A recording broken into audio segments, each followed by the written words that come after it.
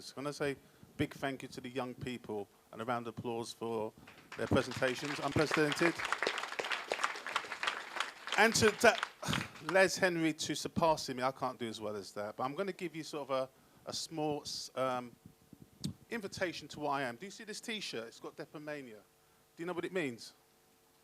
Get your phones out and just look at the word Depomania. I've been sectioned 4 times under the mental health with something called schizophrenia. Schizophrenia doesn't exist. Is that okay? It's a European construction. It's a misdiagnosis. It scientifically does not exist. I'm going to break it down and tell you why. Do you see those 2 boys up there? They're my sons. So I want to start with something positively. One phoned me this morning from prison. 3 years for robbery.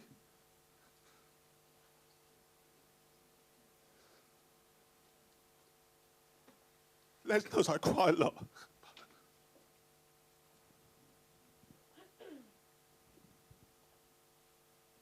Good, that's out of the way. Thank you very much. The other one suffers from a mental health related problem. He sleeps in a knife jacket. He won't go out without a knife. I had them both. I'm really ashamed of them because they support Man United. They are the biggest cultural sellouts I've ever met in my life. Have we got any Arsenal supporters in? Shut up! Shut up. That is a psychosis that needs to be sectioned. There's a delusion that Arsenal think they're going to win the division, Premier Division, yeah? So I'm going to ask you a mental health question. What time is it now? So every one of you should be sectioned under the Mental Health Act. You have no time orientation. That's how easy it is to section someone. So let me just move on. I failed my 11 plus. Still can't read. I've got dyslexia. Couldn't work out what it was about. Anybody here passed their 11 plus? Bastard. All right, well done. Giving it a big one, sitting in the front. Got expelled from school for beating up my teachers. Got awarded a prize by my community for doing that. Still have the T-shirt with the blood on it. And I'm proud to be a father of 2 black kids that are suffering from major problems like the young people here today. And we must be there for each other. Can you go to the next slide, please? I like this when you do that. Oh, he's got to look behind that. Anybody found out Depomania, what it means? Cartwright, 1851. Somebody who ran away from their slave master was diagnosed with a mental illness called Depomania, which is now called schizophrenia. Yeah, do you find it? Yeah.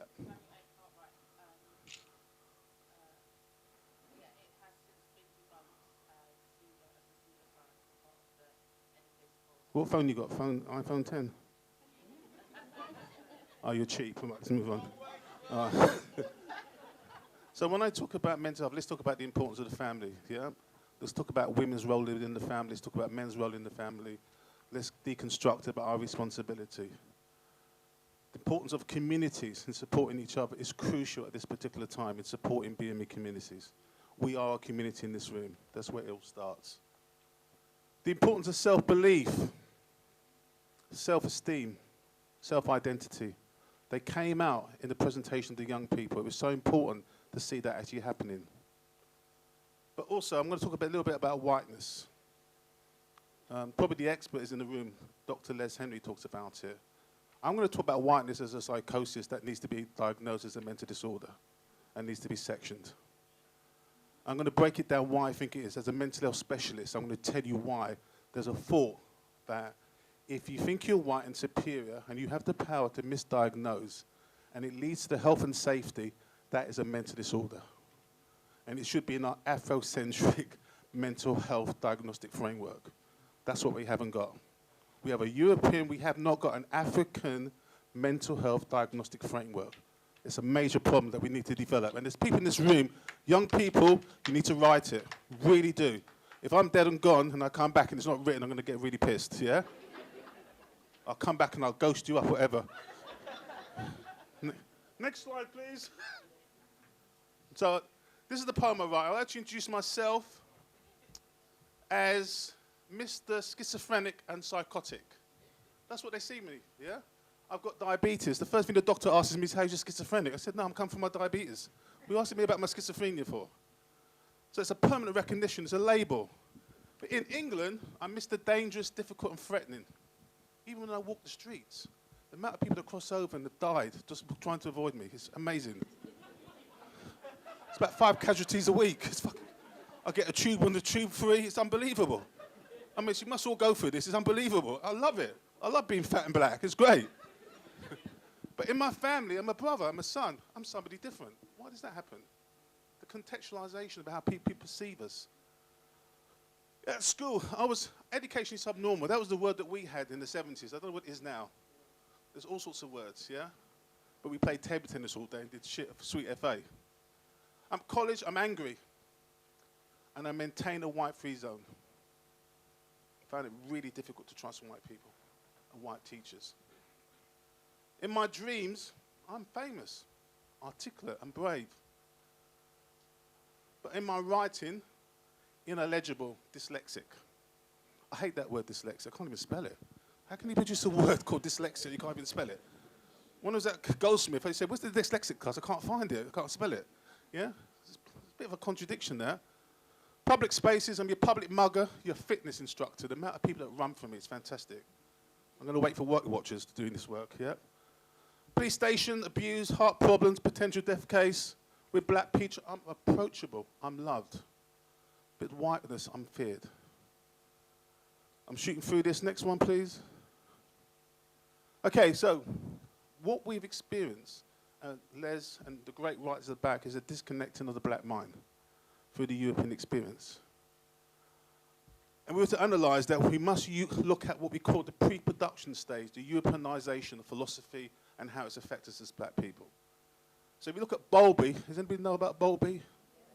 That crap, yeah? International detachment. Rework the word, it's international detachment. If you take someone away from the reality, take away their ability to redefine themselves, you will see a mental disorder. That's what's the problem with the Mental Health Act. It's not an act, it's a criminal justice act. Because it doesn't look for the needs of the person. The first thing it looks for is a mental disorder, section 1. It looks for the disease of the mind. It's problematic. Secondly, Freud. The physicality of the black penis. What does that actually...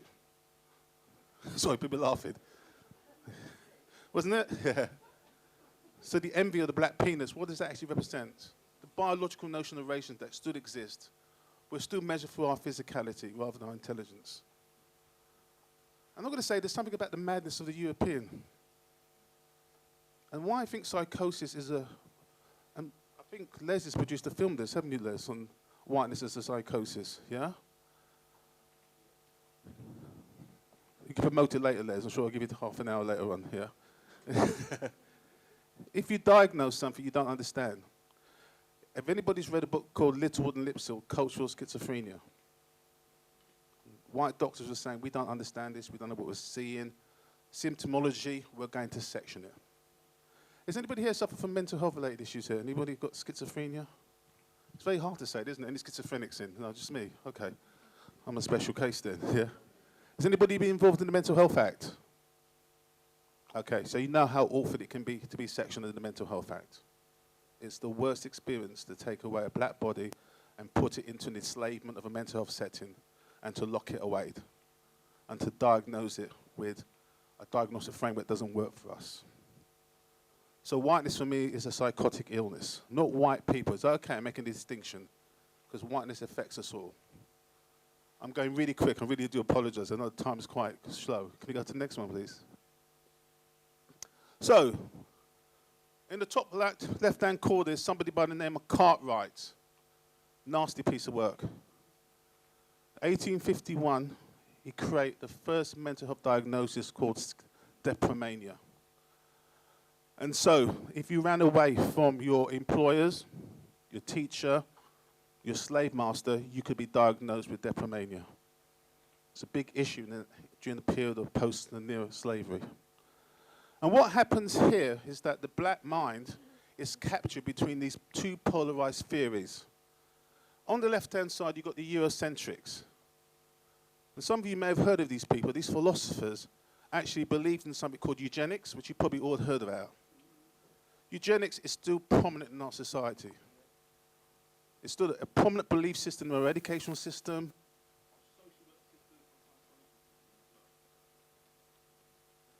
So when we look people that are black, we look at them through the European lenses. We look at their IQ, we look at eugenic, and we look at mental health. It takes place in sport, it takes place in exploitation, it takes place in terms of how the mind, the black mind, is seen as disease. We are predetermined before we've even been assessed in terms of our mental disorder. It's really dangerous. But take the lenses off and put the Afrocentric perspective on. You'll see normalcy, you'll see genius, you see people that are gifted. And this is what makes me angry.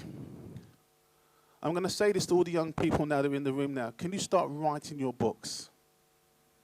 Writing your biographies, writing your theories. Because I'm sick and tired of referencing these arseholes on the left. I'm really sick and tired. And when I look on the other side, I'm thinking, where are the Les Henrys and the people at the back? They're offering us a balanced Afrocentric perspective to the reality of mental health. Where's the gender perspective from black women?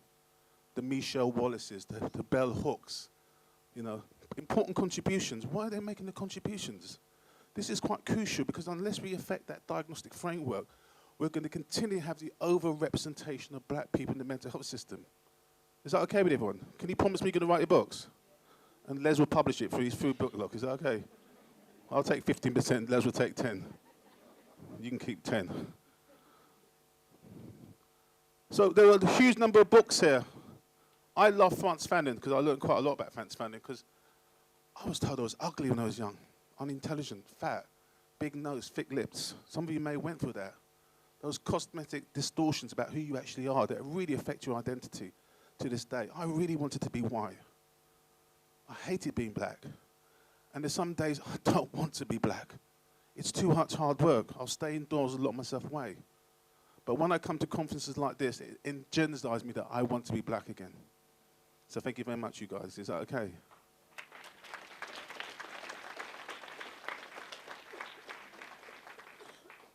Two more slides. Is that okay? I'm really going to catch up because I'm really hungry as well.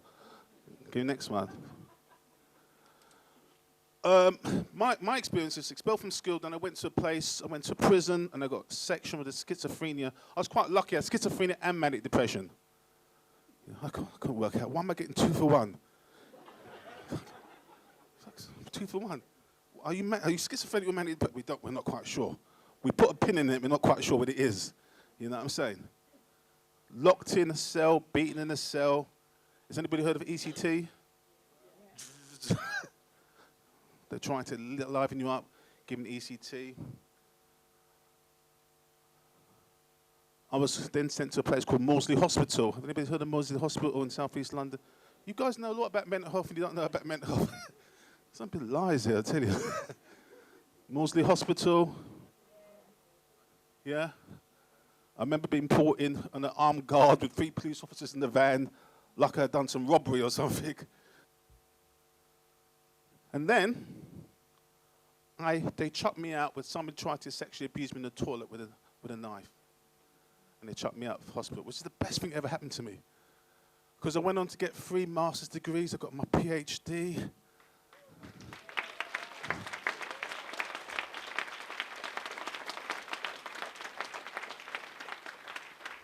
Still ain't got a job, though. Waste of bloody time, I tell you. No, it isn't a waste of time. It isn't a waste of time. But then I became an approved social worker. Has anybody heard of an approved social worker? They're all called them, and this is when I was sectioning people. I couldn't believe how easy it is to section people. And I will tell you this, gospel, not one black person I sectioned had a mental health problem. He said RAS. Is that something? Is that a technical mental health term? Because if you really understand the Mental Health Act, it's not about mental health. It's a commissioning business about where you take the body. Because Thatcher did something really interesting. She brought in something called case management. You assess somebody, you try to buy the service. Now tell me this, why did we look for a bed first before we've even assessed the person? That's something really benign about that. If you tell them as a black person, and it comes with a certain narrative, they will be sectioned under the Mental Health Act. I work with a lot of consultants that have sectioned people without even talking to the person. I've challenged a lot of consultants, and it still goes on today. It's a really serious issue. And I'll talk about it later on, where we are in terms of the injustices and structural racism that operate in the mental health system. So this is me now, thinking about how do I deal with this thing called whiteness and where I am today. Lots of people who enter the mental health system, particularly black young men, and I've got to say this, we've got to start talking about black women. Because there's a growing number of black women who are actually in the mental health system and are being violated at a level that's much more disturbing than black men in terms of sexual abuse, body abuse. When they have children, they're violated in terms of the Children's Act and the Mental Health Act. And I've got to put something in the context. We've got to talk about the Modern Slavery Act as well, because we don't actually conceptualize that this is modern slavery. Taking away someone from their habitation who hasn't got a mental health, locking them and illegally detaining them is a form of modern slavery.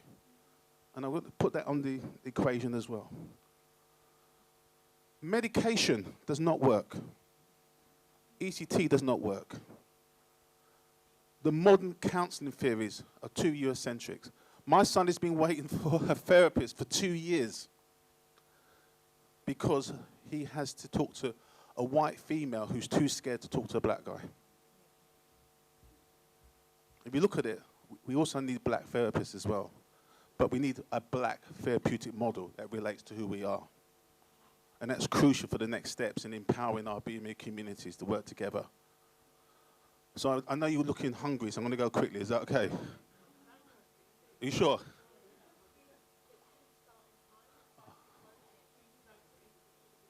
Okay. It's only a cop-out because I don't know what I'm going to say next, but I'll keep going. Thanks for showing me up. That's the time. So, has anybody heard of DSM or, yeah? Okay, so we're trying to empower you to understand we need an African DSM, yeah? Diagnostic Statistical Manual.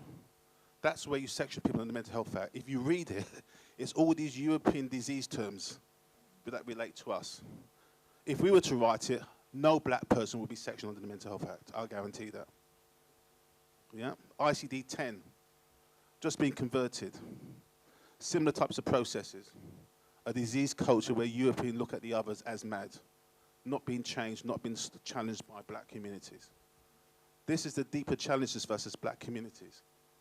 So there is the structure and political structure challenges that Les outlines, but also there's the micro challenges about the frameworks in which we operate. The Mental Health Act's just been reviewed. And every time they want a black survivor, guess who they ask to come to a conference? Yeah, I'll get £200, you know what I'm saying? Get Colin out, he'll start crying. He'll make it sound good. And then I cuss them. Don't get Colin back. Because the Mental Health Act, in review, is really quite serious. And we need to get our heads around that. As advocates, as people that are challenging decisions where black people are illegally detained in the Mental Health Act. Let's go to the last two frames. So when I was in Maudsley, I saw a lot more mad white consultants than I saw mad black people. I saw some really messed up consultant psychiatrists that should not be operating under the Mental Health Act. They had certain values and biases that were operating in their analysis and diagnosis.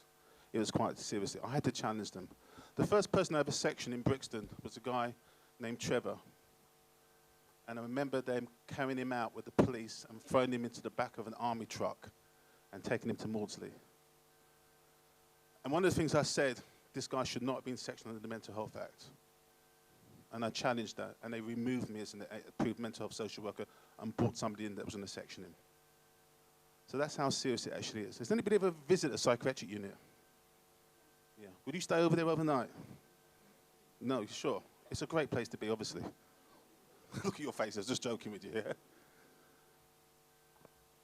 And then I became a commissioner. I began to commission services, and this is where the problem is. There were no black services. Now, Les talks about ISIS. Can you think of any others in London? We're just doing a review of that. The Fannin Project was closed down in Brixton. Now the mental health service is McDonald's in Brixton. That's where all the people go in Brixton. People want to set up a mental health service, go to McDonald's in Brixton. I'm not joking. That's why I work from 5 a.m. That's where all the users go. So there are no services. So if you've got no services, where do you put black people? Put them in a psychiatric unit. That's why it's a misnomer. It's got nothing to do with mental disorder. Mental illness is not a science. It's a construction of a European philosophy that's evolved over 500 years, unchallenged, because we have not challenged it. So it's our responsibility. And when I moved over to the other side, I became a spy, an agent of the state, a qualified social worker that was being given 2 increments to section people. There was a political challenge. What am I doing working for the other side? It was a real political challenge for me. I had to leave because one day I walked into my office, threw the computer out, and I wanted to jump after the computer. Because I thought, what am I doing? Sectioning all my brothers and sisters. But I must feel along the way I saved quite a few of them because I had to challenge that. This is for me. I work in Brixton. This is where we are in Brixton. Our hoods protect our black minds. This is our identity. This is why I do my real work. Not in a mental health institution, hospital, in the community. Saving people that may be misdiagnosed. And the first thing they do is they teach you how to talk to the Queen. So you've got to do the moonwalk. You can't disrespect her and just do the black thing and say, sure. You've got to do the moonwalk and walk backwards, yeah? Yeah, it made me laugh, yeah? So she's got white gloves on, she's like a little mafia. She's like a little geezer. What a dirty place, no wonder she's wearing gloves. She says to me, hey, what do you do?